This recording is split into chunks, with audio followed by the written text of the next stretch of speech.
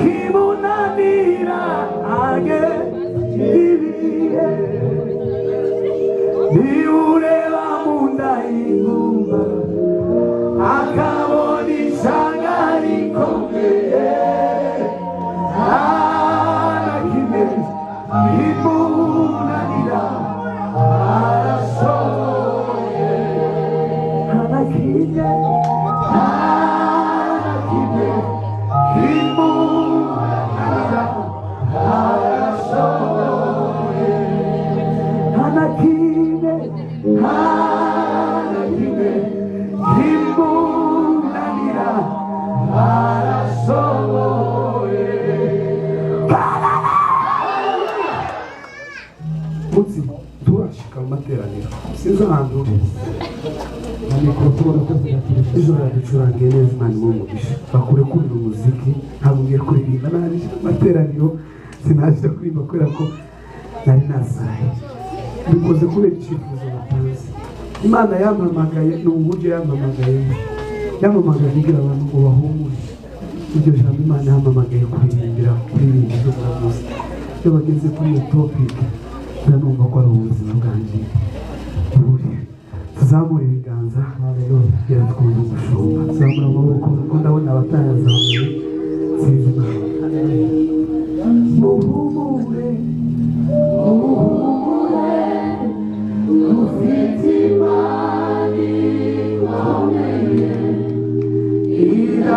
irashobora kwirengagiza amarira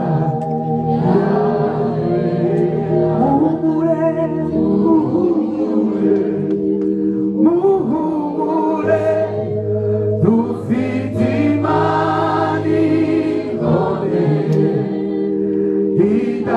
idashobora kwirengagiza amarira yabera tuzamure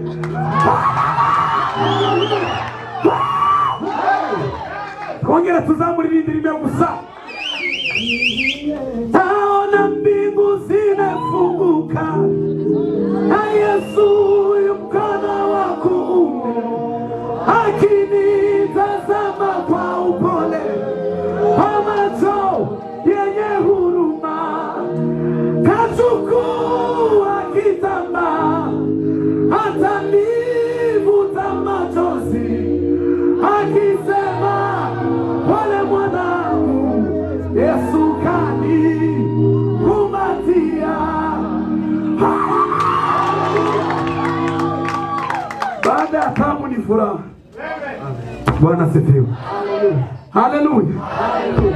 Ugeze nanga umuntu wagora nanga umuntu ufite ibibazo ari muzima kandi ndibizoshira niko nzagenda kubwira ngo pole. Bwana asifiwe sana.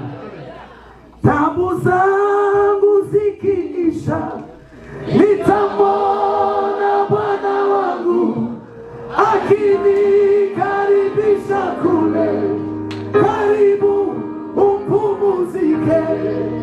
Hapa ndipo nyumbani kwako, hapa ndipo makao yako, hapa ndipo mahali kwako, karibu upumzike.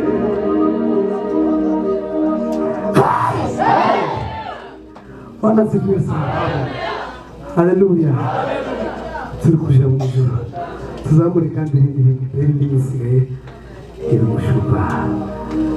Turikurimba tuyazamura reke tubwire Imana ngo Imana idashobora kwirengagiza amarira y'ubwoko bwayo. Je sinageze ifuzo zishinga gishika. Sindamenye nuko ameze. Ariko abafite Yesu abibuke. Haleluya. Tuzamura amaboko.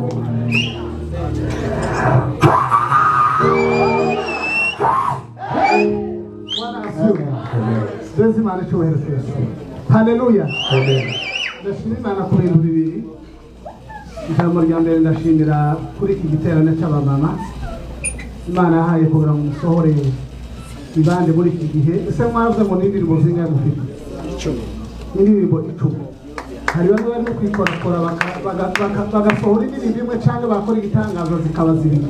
Ariko bo bakoze indirimbo 10 hano muri Amerika bavuze ngo wenda mu mama basohora indirimbo n'abandi hano muba mu bambere mureke dushime Imana kuko mwabaye twari kazi. Haleluya.